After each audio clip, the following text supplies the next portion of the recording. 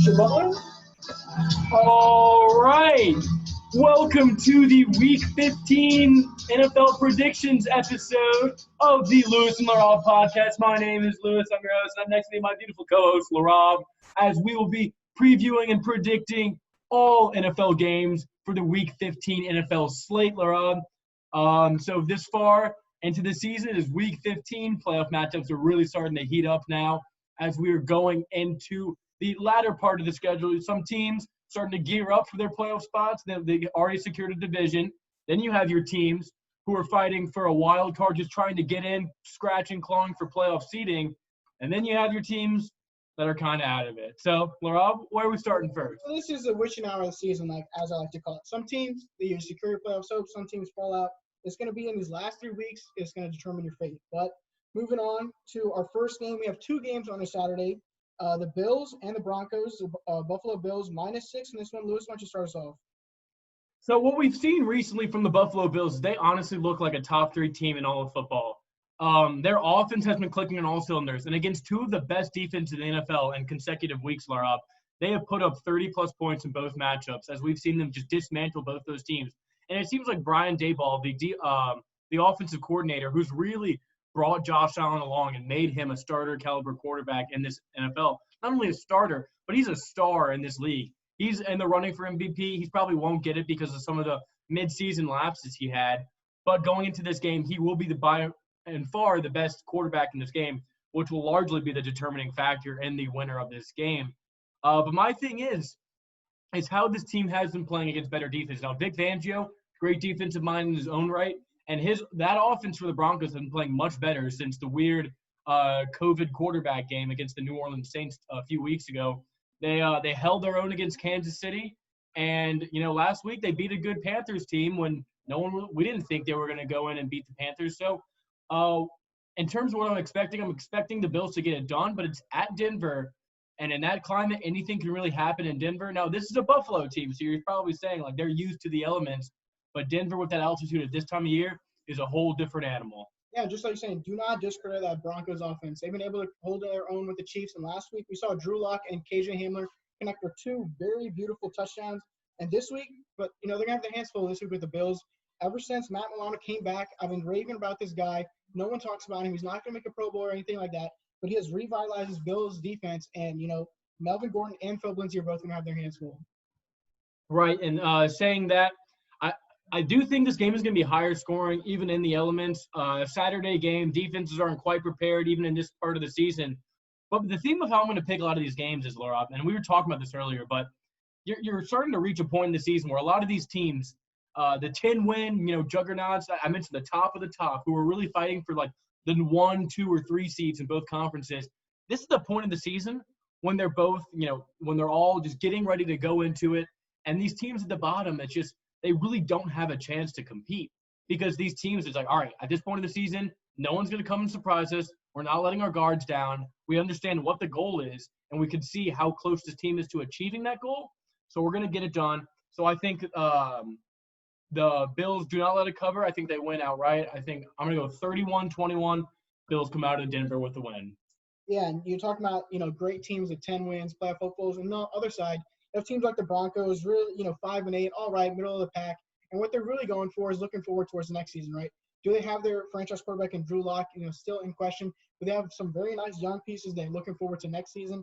So in this game, I will be taking the Bills just like you. Josh Allen is playing outstanding all season long, except for that little bit of lapse that he had in the October. But give me the Bills. I'm going to go with you, 31-24. A late field goal by Brandon McManus. All right, Brandon McManus, a lot of Denver Broncos fans saying it should be in the MVP conversation. I don't think so, but kickers do need to deserve love, and he's been playing amazing this season. But now we're going to move on to our next game of the Saturday night games. We have the Carolina Panthers traveling to Green Bay to face the Packers. Packers are favored by 8.5 points in this game. Laraib, no Christian McCaffrey. How is that going to affect the Panthers? Well, Mike Davis has been, filling in his role for most of the season, and he's been playing outstanding, right? Mm-hmm. He's been getting it done on the ground game. That 1-2 punch that they have with their other rookie running back has been outstanding all season long, and they will be getting DJ Moore back in this game. But that being said, this game is in Lambeau in December. It's going to be very cold, and it's all going to come down to how that Panthers offensive line and running back Mike Davis can do it. And like I said with the last game, this is kind of like the Packers that they realize what they need to do. If they run the table, they get the 1 seed, and it's enough, simple enough as that. Now, if they could, slip up next week against Tennessee, but in these next 3 games, I don't see this Packers team losing focus like they sometimes do towards the end of the season. I think they stay focused, they run the table, and they need to secure this 1 seed because they see the path to the playoffs. By the first round, you play the second round in Lambeau in January, and then third round in Lambeau in January. I mean, you can't beat that. I mean, even in a world where home field advantage is not that important this season, just being, in your own city, in the elements, which is definitely going to mess a few teams up, is going to be huge for this Green Bay Packers team. So I think they win this game. It's going to be closer than people would expect because I have respect for this Panthers team, but Packers are ultimately just going to run away with it in the third quarter. Give me Packers 41, Panthers 22. That's a lot of scoring there, but yeah, also taking the Packers with you. But quickly, we have some very big storylines in this game just between us. Aaron Rodgers, your MVP favorite. This is going to be a nice showcase for him. And also your defensive rookie of the year, Jeremy Chin, is going to be playing in this game. So if he doesn't have that great of a game, my boy Chase Young might climb up the ranks just a little bit. But just like you, I'm taking the Packers. I think this is going to be a little bit low-scoring game just because a lot of running the ball. It's going to be a little cold. So give me the Packers 31-21. All right, closer game in that aspect. So now we're going to move on. We have the Tampa Bay Buccaneers. All right. We move past Saturday games, so time to get serious. It's NFL Sunday. Let's move on now. Boy. Oh, boy, yeah, that's right. So let's move on now. We have the Tampa Bay Buccaneers traveling to Atlanta. This is going to be the first matchup they're having this season in division, as Tampa has not played the Falcons yet. They played them 2 times in 3 weeks, so that's always going to cause some problems for teams. So in this matchup, what I'm looking for, Laraib, is I need to see the Tampa defense step up against this Atlanta offense. The Atlanta offense, which hasn't been great recently, scoring under 20 points 3 consecutive games in a row. I don't think they can get it done against this Tampa defense, which is really starting to round into form, starting to get their stuff together. What I'm worried about, Laura, is this Atlanta Falcons defense has been playing very well recently.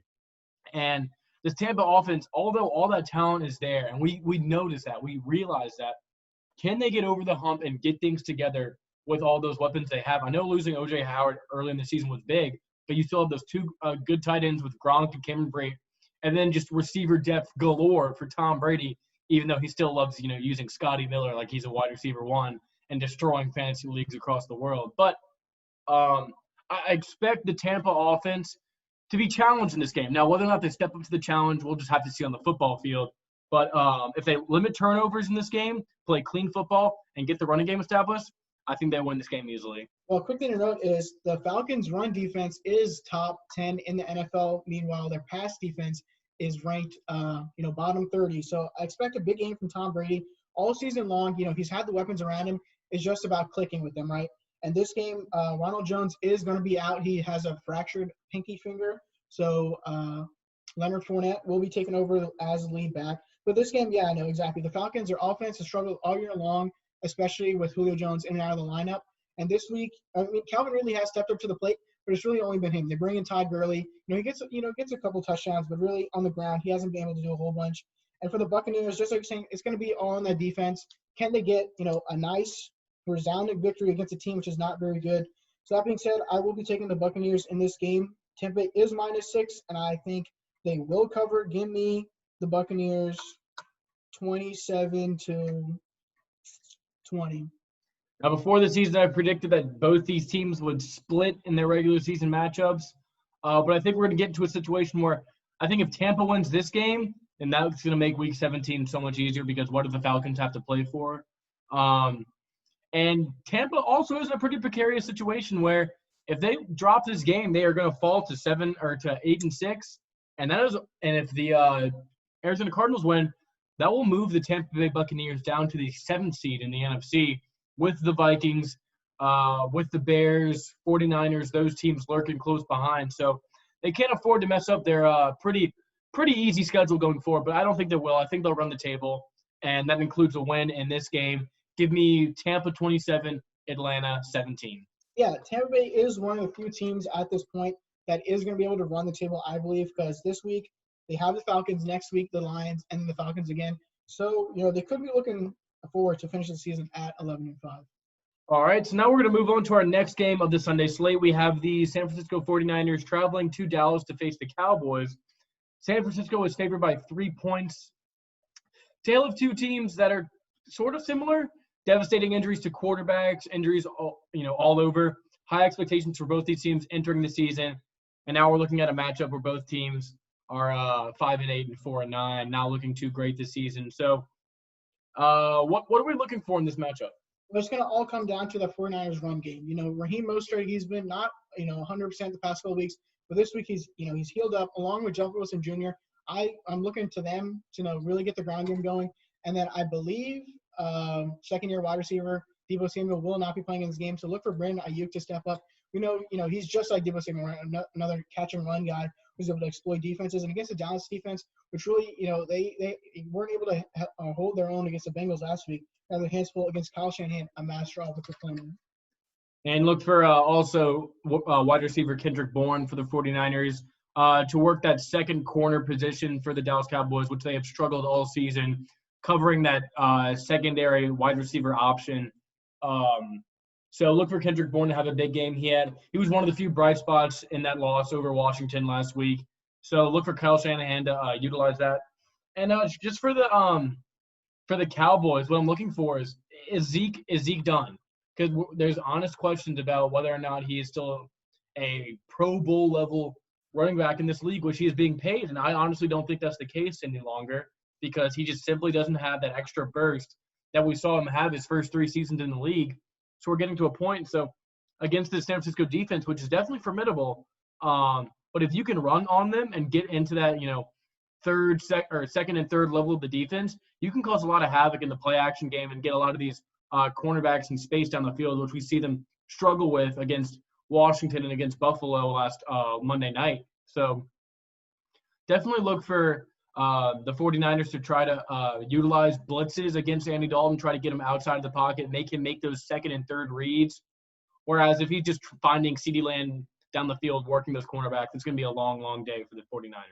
Yeah, we've seen Amari Cooper, even without Dak Prescott, the past couple weeks, he's built a rapport with Andy Dalton, and they're playing better and better. But going back to Ezekiel Elliott, he's been struggling all season long. You can attribute that to Dak being out, attribute that to some of the offensive line being out. But look at somebody like James Robinson and Jacksonville, right?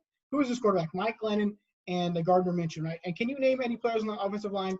Hell no, right? And he's been getting it done all season long. He's about to set a new record for rookie rushing or rookie scrimmage yards, which is great for him. So Ezekiel Elliott, don't give me any excuses. You almost held out last season for a big contract, and now you're just playing horribly. Right, exactly. So there's going to be a lot of big decisions for both these franchises in the offseason regarding their quarterbacks. But the quarterbacks in this game, I do believe Andy Dalton is the better of the two. And after a big win on the road against Cincinnati last week, I think he comes back home against this 49ers defense and does just enough to get the win in the Big D. And I have to disagree with you. I'm picking the 49ers in this game. I can just trust Kyle Shanahan a lot more than I can Mike McCarthy. And I know, even without Deebo Samuel, just like you're saying, Kendrick Bourne and Brandon Ayuk, along with Raheem Mostert and Jeff Wilson Jr., if they can just get something going on the ground game, the short passes, we know how this 49er offense works, right? Catch and run by the receivers, a lot of yards after the catch. So give me the 49ers in this one. I think it's going to be a close one down in the Big D, just like you said, but the 49ers pull it out with a nice field goal. San Francisco 24, Dallas 21. And my final score will be Dallas 27, San Francisco 23. All right, moving on to the next game, we have the Detroit Lions going up against the Tennessee Titans. Tennessee -11 in this one, and I think, not much to say about this game. Matt Stafford is questionable. I believe most likely he will be out. But Derrick Henry, if he can get 200 rushing yards in the next 3 games, it sounds outlandish, but against, the Lions, against Green Bay, and against the Houston Texans, it's very plausible, and he can break the single-season rushing record. Well, definitely against this Detroit defense, which is the absolute worst defense against the rush in the entire NFL. I mean, you're starting to get to this point of the season where this is where Derrick Henry turns up. This is where we see those 99-yard burst runs. We see him really just those worn-down defenders for an entire season. Derrick Henry is just built different, quite honestly. And he is going to plow through that 195-pound cornerback who thinks he can tackle Derrick Henry in open space.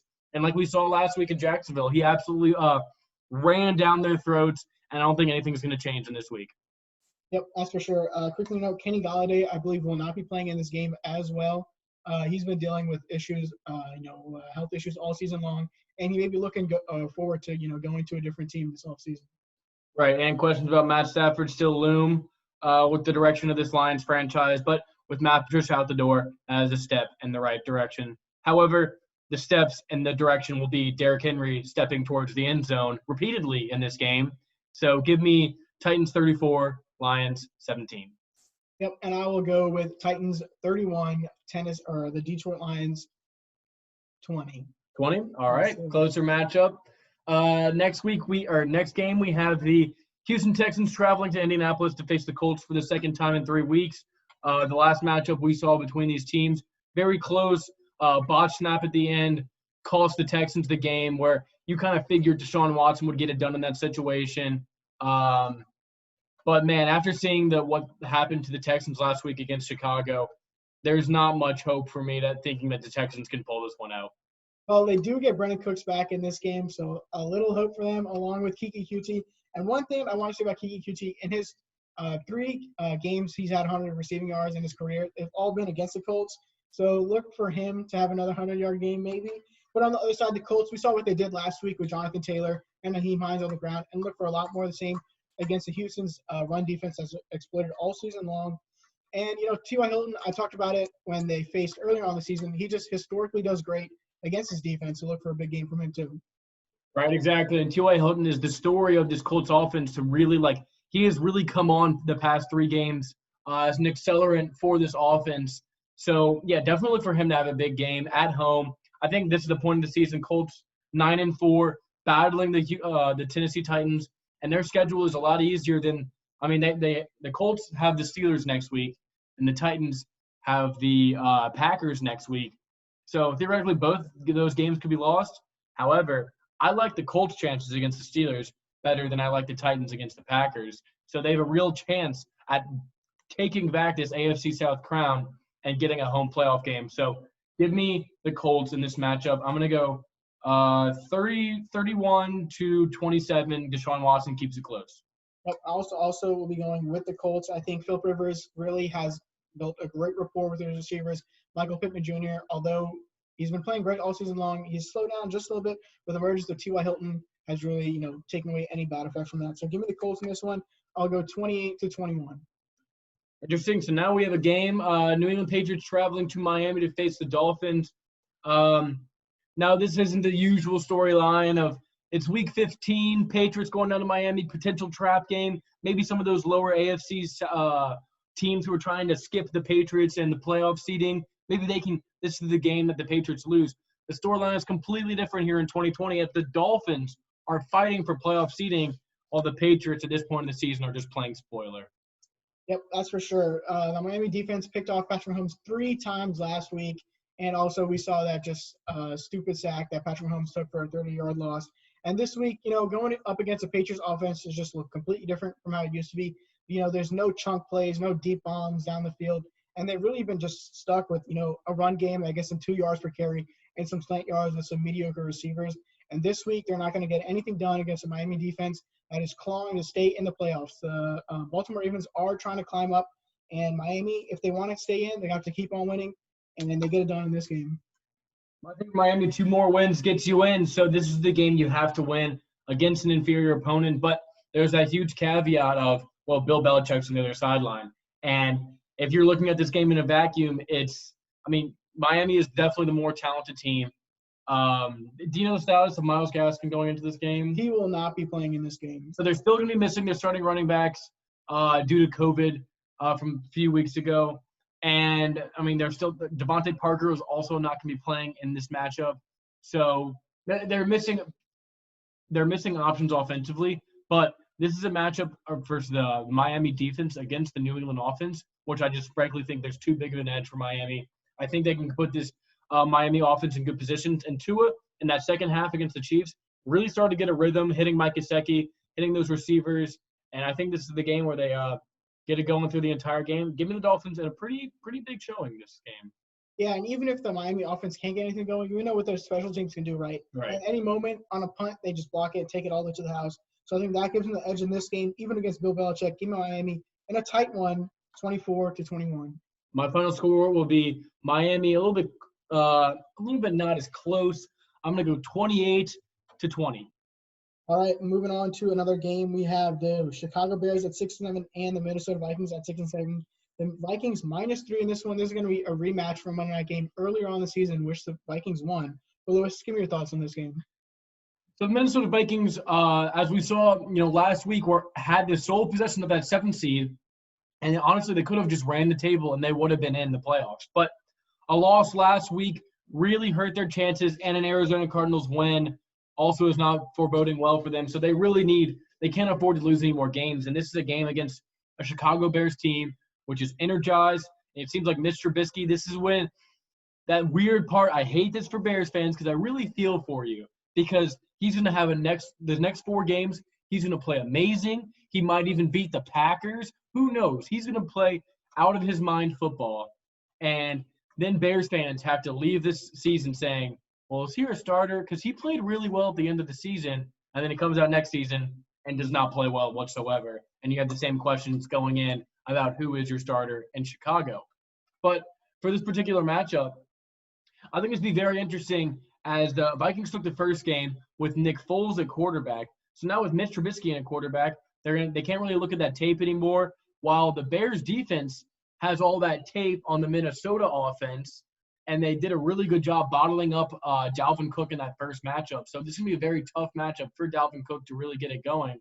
So I'm starting to like the Bears in this matchup. Well, for, just looking at this game from pure, neutral standpoint, it's all going to come down to the running backs, right? David Montgomery, the past couple weeks, has been playing outstanding, and Dalvin Cook, we know what he's been doing all season long. But I think the X factor goes to the Vikings just because of that duo wide receiver core, right? Adam Thielen, along with Justin Jefferson, offensive rookie of the year, hopeful, or just rookie of the year in Hopefully. general. Yeah. And Justin Herbert still got that in the bag. But anyway, I think Adam Thielen and Justin Jefferson give the Vikings the X factor in this game. It's going to be another tight one, but I believe just with the weapons they have and the continuity at quarterback gets this game done for them. Absolutely, I agree with you, Laraib. I do not agree with you, Laraib. Excuse me. I really like what I've seen from this Bears offense the past few weeks. And the Vikings offense, it's very hit or miss in situations.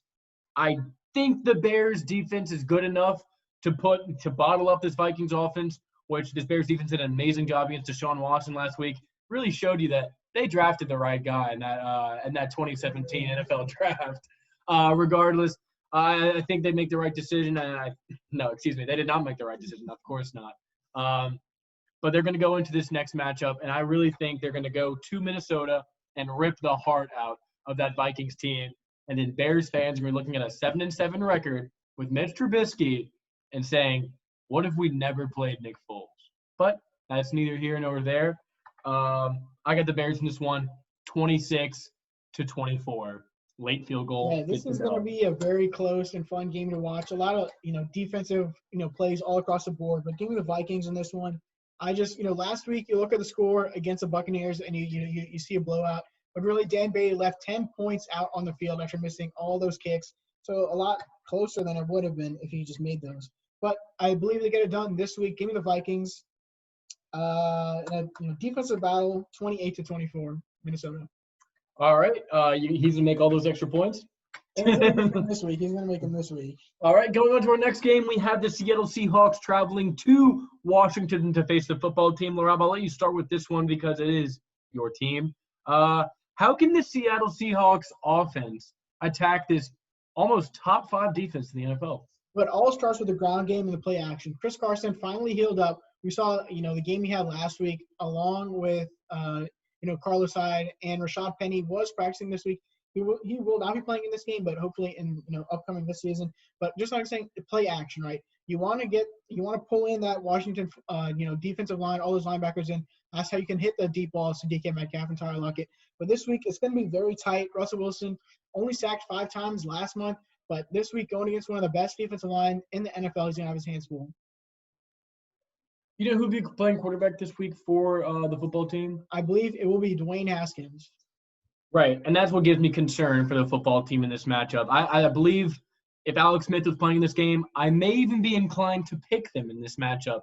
But Dwayne Haskins, who's been just sitting out for the entire season because Ron Rivera realized in the NFC East they had a really legitimate shot to make the playoffs. But Alex Smith's injury last week and a win really hurt those chances a bit because Dwayne Haskins, who was benched in week 2 this season, in place of Kyle Allen, who was then injured. And then we have this great story of Alex Smith coming back. He's going to miss a few weeks. So Dwayne Haskins is going to come in as the starter for this game. And I can't see him getting it done. The way he was playing earlier in the season, unless, taking this chance to sit behind a pro like Alex Smith, maybe it's the Patrick Mahomes effect. Maybe sitting behind Alex Smith is that little magic sprinkles that'll make you a future Hall of Famer. I doubt it, but Dwayne Haskins, if he learned anything from Alex Smith, is how to be a consummate pro and to be a leader. So if he comes into this game and plays well, I think he can add a different dimension that Alex Smith can't.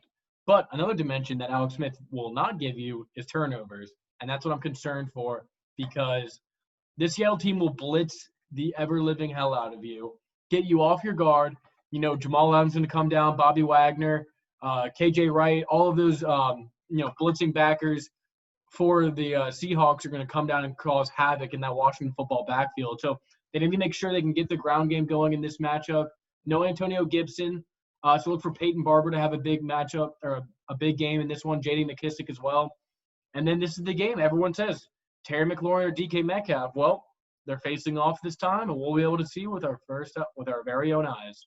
Yep, that's for sure. A quick thing about Antonio Gibson.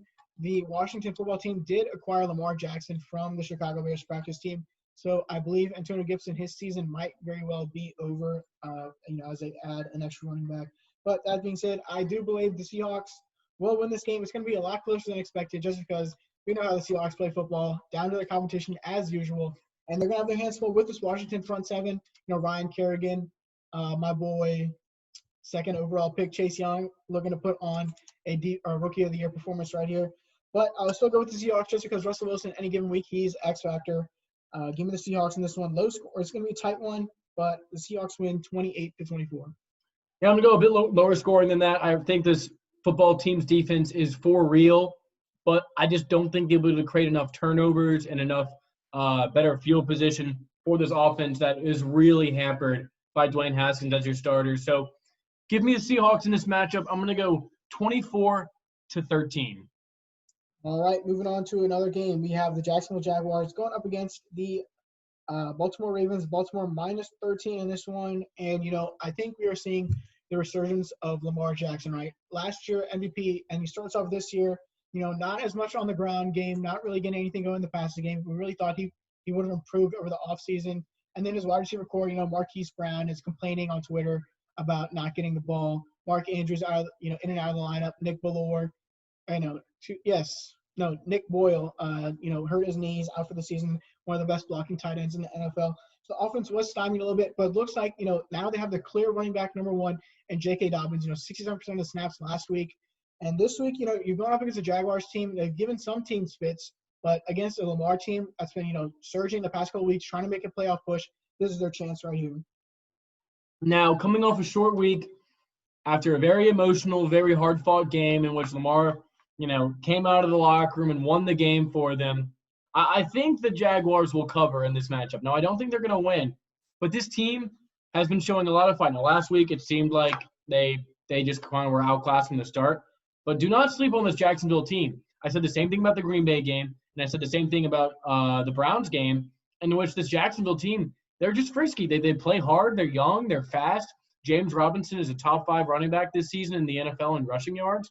So, you can't sleep on this team. Now, Mike Glennon is nowhere near an NFL starter, in my opinion.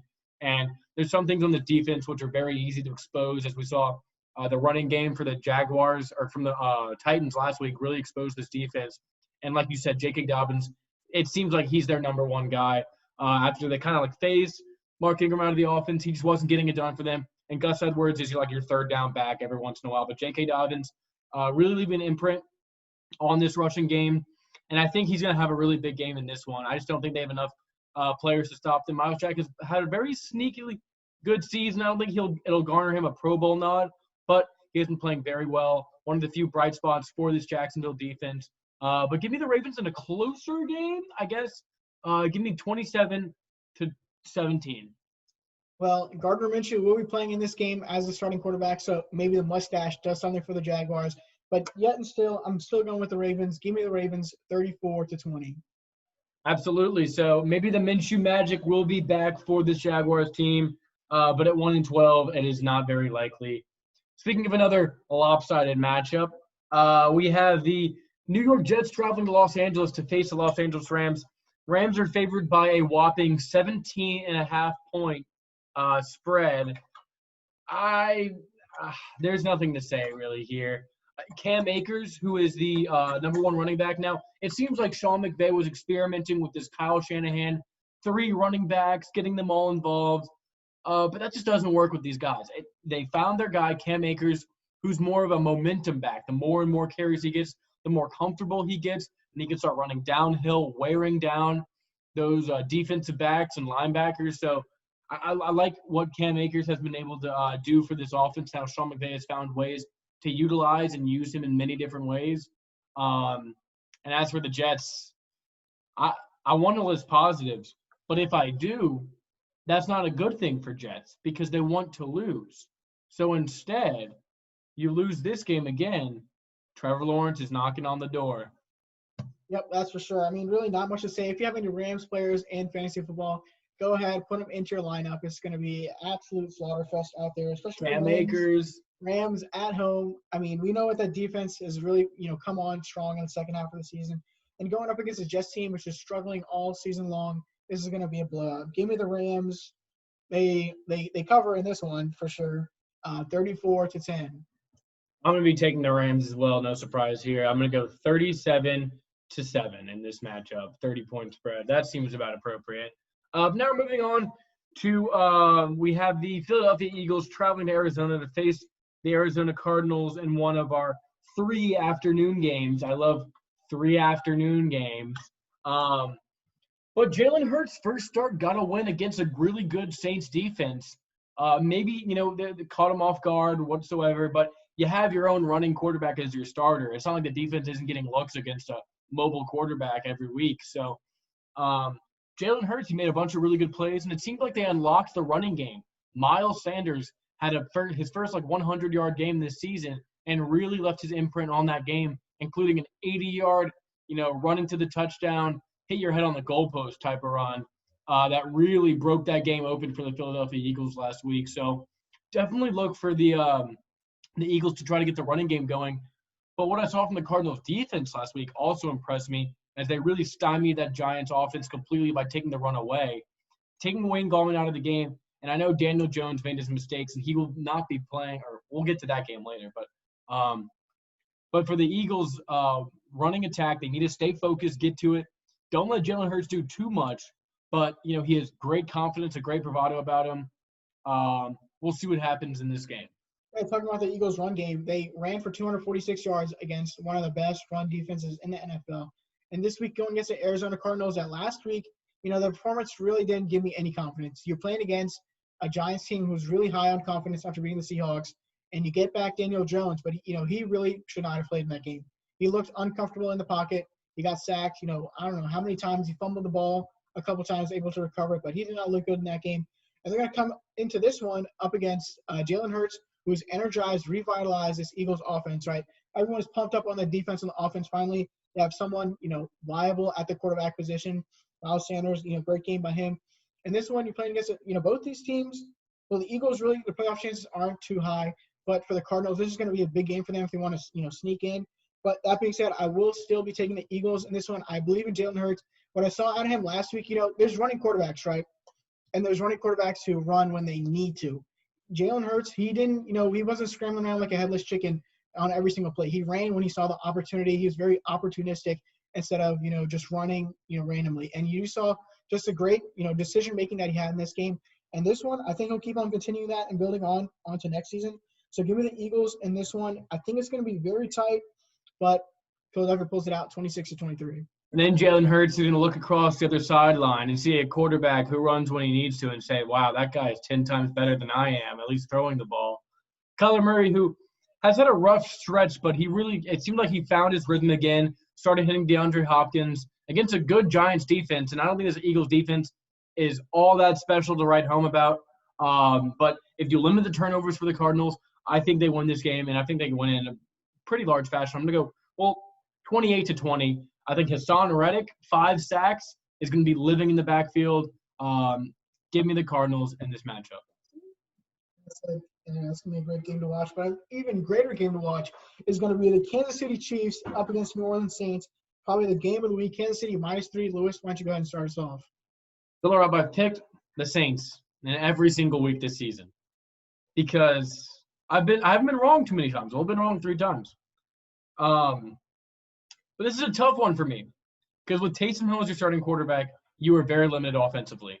Your passing game is just you can't quite unlock it, and that turnover factor in the most critical moments can really wear a team down. And what I saw in Philly was a team that was on their 3rd straight road game with a backup quarterback, and it kind of just fell apart for them from the start. I respected the team for coming back down 17-0 at halftime and making it a very close game all the way to the last snap of the ball. But in this game, you're not facing a rookie quarterback and a beaten-up offensive line and beaten-up running backs and beaten-up wide receivers. You were facing the best offense in the entire NFL and one of the more talented defenses as well. And in my opinion, the best team in the NFL, and the Kansas City Chiefs, who are coming into New Orleans. And usually we would have a nice home field advantage in this one. But with no fans, inside dome for the Kansas City Chiefs is like putting a track field on it and saying, all right, Tyreek Hill, go run down 3 seconds to the end zone, and I'm just going to launch it to you. It's a very tough matchup for New Orleans in this game. But I think if their defense can just – if Malcolm Jenkins, it's really depending on him, Demario Davis, and Quan Alexander, and how they can defend Travis Kelce in this game. Because New Orleans plays a lot of man coverage. And if they can man up Travis Kelce, which a lot of defenses have tried and have failed, but they have the athletes to try and do it. Malcolm Jenkins is one of the best coverage safeties on tight ends in the entire NFL, as we saw what he did against Gronk in the Super Bowl not a few years ago. I like the prospect of what he can do in that matchup. So if the Saints can cover Travis Kelce, they can win this game. Well, you're forgetting about Tyreek Hill. You played man coverage on him, and it is going to be attractive. There will not be one-on-one man coverage on Tyreek Hill. Well, Dennis Allen is not Bruce Arians or Todd Bowles. Okay. But, flipping on to the other side of the ball, we saw the Saints. We saw the terrible fumble by Taysom Hill. The kicking game was off, and that's really, would cause some of that game. But this week, if you can, you're playing against one of the best or the best team in the NFL. If you can, bring everyone's energized, bring some energy to this game, create some turnovers like we saw Patrick Mahomes do last week, right? He's not someone who doesn't or create turnovers. He can have mistakes too, right? So in this game, Aaron Rodgers, but Aaron Rodgers definitely has called mistakes. How many Super Bowl wins does he have? Like just one. With Aaron Jones and Devontae Adams and all those players, I hope you could win some more Super Bowls. Nothing like Tyreek Hill and Travis Kelce. Nothing like the 4th best offensive line then. But anyway, speaking of offensive lines, for the Saints, this offensive line have to play great. Alvin Kamara and Latavius Murray, you have to ground and pound the ball, keep the ball out of Patrick Mahomes' hands, and that's how you win this game. So that being said, I'm picking the Chiefs in this one just because I can't trust Taysom Hill anymore. If you want to beat Patrick Mahomes, either you keep the ball out of his hands or you just keep up with him scoring. And Taysom Hill really hasn't proved that he can, push the ball down the field like anyone else in the league. So give me the Chiefs 28-24. Yes, this offensive line is going to have a Herculean effort because we know with Steve Spagnuolo, his thing is blitzing, and getting after your quarterback. And Taysom Hill against the blitz has just not been good whatsoever this season. He holds the ball for too long, and if his first option's not open, he has this hesitancy in his mind of, do I look for the second option or do I run? And in those situations where he's just kind of confused, he has tendency to just make a poor decision. And we've seen that with the interception on Sunday and the fumble, which really cost the Saints in that matchup. If he does not turn the ball over and the Saints offensive line can play amazing, get the running game going, getting Michael Thomas and those athletes out in space, then I think the Saints have a chance to win this. But it's all going to depend on how the defense can play against Travis Kelce and how the offensive line and Taysom Hill can play. And for me, That's way too many variables to control. So for the first time this season, I will be picking against my home team, and I will be picking the Kansas City Chiefs in this one, 28-24. That was a good score, Laura. Oh yeah, that's for sure. But no, if the Saints do go down big in this one, I fully expect for Jameis Winston to go in. He's only on a 1-year contract up to this point, so if you want to have him as your replacement for Drew Brees, definitely get him in this game to see how he goes with the offense. I don't think that's going to happen. Because my thing is, if Jameis comes out and plays well and even wins this game, as a Saints fan, what are you doing? Because you want to keep Jameis hidden away. You don't want even teams to think about him, to realize he's an option out there. Because the Saints' plan fully is to let Taysom ride it out, and if Jameis to come in as a starter once Drew Brees leaves. If, there's going to be a competition between the two in camp. But before the season – he's going to leave. He's only on a 1-year contract. Well, they can re-sign him. But They have him in What if he wants to go to Detroit? But is Detroit going to pay him? What if he wants to go to Atlanta? Are they going to pay him? Right. Because the thing is, why would you want to play him and him play very well, and these teams are like, all right, time to throw more money than we can at him. So in that situation, you're jeopardizing a potential ace in the sleeve that you have. And teams are going to realize this, and they might throw too much money at him, but there's that risk involved. And in Detroit, in Atlanta, what's the common theme there, Laraib? 2 new GMs and 2 new head coaches are going to be in those buildings. And do you think they want to take risks that early and gamble their futures away at a job they just got? Absolutely not. I think in this situation, they're going to keep Taysom in no matter what. He's going to finish this game, win or lose. But in my opinion, the Chiefs. Well, you're going to have Jameis Winston just sitting on the bench the whole season long, and you're not going to see him in an actual game with the Saints offense. The Saints know what they have in him. They see him every day in practice. They see him every day in practice Yes. against that Saints defense? Yes. But when are they going to see him in a game situation when the pressure's on him? And Well, they don't need to. If you want to see if he's, Oh, it's not like he only threw for 5,000 yards last season. How many interceptions? 33 touchdowns. You didn't answer my question. Okay, but it's not like it's an unproven commodity that they have. They know what they have in Jameis, all right? They have a talented passer who is mistake prone. And in my opinion, and like what you were saying right now, would you rather have Jameis or Taysom? Jameis. Right. So, and I feel like the Saints realize that, but they don't feel like they need to play him with Drew Brees' return looming back, and they're put in a position where even if they don't get the 1 seed, they'll have a home playoff game with the win or when they win the NFC South, and it's just going to be, once we get in, we're in. Let's just win these games. So I don't think we're too worried about getting the first round bye. I mean, it would definitely help. No matter. There's no dispute about that. But in this matchup, I think the Chiefs will win. But and no matter what, Taysom will be the starter until Drew Brees returns. Let me ask you a question. You're Mickey Loomis. What kind of contract do you give Jameis Winston for next season? Well, Mickey Loomis has been in the building, right? So he knows what Jameis is capable of. But if I was Mickey Loomis, against the Saints practice defense, I'll give him 2 years, $40 million. As a Saints fan, is that something that you would agree with?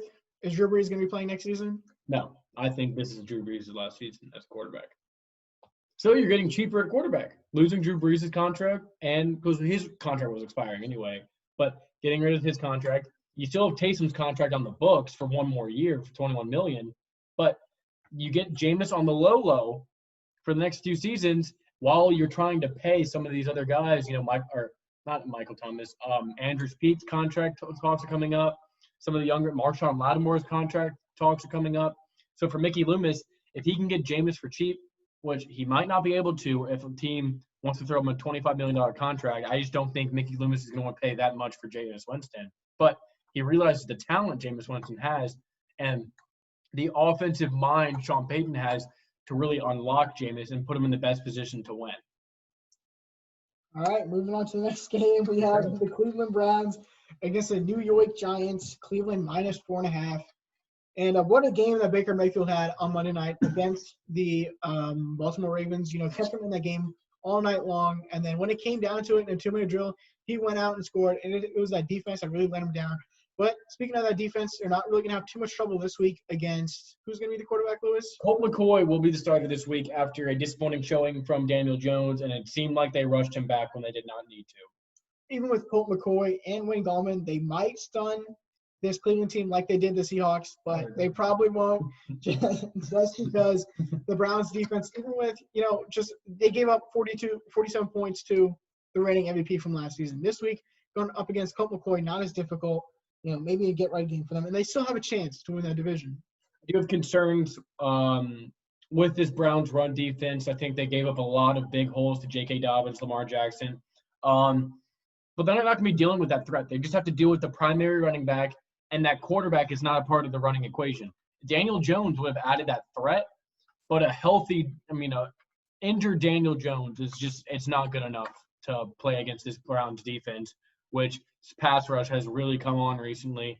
But, yeah, like you said, the Browns offense, we really saw Baker Mayfield in a win-or-go-home situation. He put the team on his back, and he scored that touchdown. However, his defense, like you said, did let him down in the end. So I loved what I saw from Baker Mayfield in that situation. And I think, that confidence will continue to grow within this team and within this locker room. And they're going to come out on Sunday Night Football at New York, and they're going to get a very big dub and a statement win for this team that will lock them in to a playoff spot. Yep, that's for sure. So in my final score, I have Browns 32, Giants 26. Well, I just want to say the Giants team, this team, a solid defense with a solid core, and going, looking forward towards the next couple seasons with Joe Judge. Looks like they found their guy. And, going forward, maybe this is not their season, but the NFC East definitely could be yours going forward. But give me I'm in this predicament of do I want the Giants as an upset for this week? Because they very well can with Colt McCoy at quarterback, especially against the Browns defense, which has been struggling. But I already picked the Eagles, so give me the Browns. You did too? Hey, come on now. So give me the Browns in this one, 28-24. Interesting. So now we're going to move on to our Monday Night Football game. We have the Pittsburgh Steelers traveling to Cincinnati to face the Joe Burrow-less Bengals for another week. Steelers took by 13 in this game. Steelers finally get the break after playing 3 games in 12 days, absolute gauntlet. They have a full week's of rest. Pissed off after everyone doubted them or has been doubting them. We asked the question, are they frauds? And it's a genuine question that's been on a lot of people's mind. And I think they go into this game pissed off, and they're going to blow out the Bengals. Give me the Steelers 33 to Bengals 3. Yeah, definitely this is not, I think too exciting, divisional matchup between the two. But Ryan Finley, I believe, at quarterback, and, Joe Mixon's still out. It's going to be Gio Bernard taking over that role. They really don't have anything on offense to get going. A.J. Green looks like his career is about to be done. Tyler Boyd and rookie receiver T. Higgins have been playing very well, but that was with Joe Burrow. And with this new quarterback switch up, really haven't been playing as good as they have been. And for the Steelers, all they need to do in this game is just not get in their own head, right? Deontay Johnson dealing with drops. The offensive line's been playing terribly. The running game, they can't get anything going. But this is going to be a get-right game for them against an inferior opponent. So give me the Steelers in this one, 30-10. Absolutely. So now, Laraib, after concluding all those games, we have our locks and our upsets for all these matchups. Who's starting with locks? Is it you? It is. You picked your upset first. That means my lock goes first. Okay. So my first lock will be the Los Angeles Rams against the New York Jets. I mean, not much to say. Winless Jets team. And my lock of the week will be this Pittsburgh Steelers team on Monday night. 8 days of rest. They could finally get their rest, and they're going to come out pissed off, and they're going to beat this Bengals team. And my upset of the week, like I said in our last podcast, I have the Los Angeles Chargers at going on the road, but this is a game they should have won the first time. If that pass, was it a catch? Was it not? In the last second of the game, I think Justin Herbert gets it done at Las Vegas. No Mike Williams, Keenan Allen, doubtful. Recipe for disaster. Bolt up. But for my upset, I will be going with the Philadelphia Eagles. Jalen Hurts, outstanding game last week against the New Orleans Saints. Hopefully he can recreate some of that success against the Cardinals defense, which was absolutely crazy last week. All right, and that will conclude this episode of the live special of the Lewis and Laraib podcast. Our links for our Twitter and our Instagram will be in the bio or down below. And if you've made it this far into our live special, if you can send me a picture of Santa Claus holding an MVP trophy, I will Venmo you something special. All right, same goes here. All right, and that will conclude this week's episode.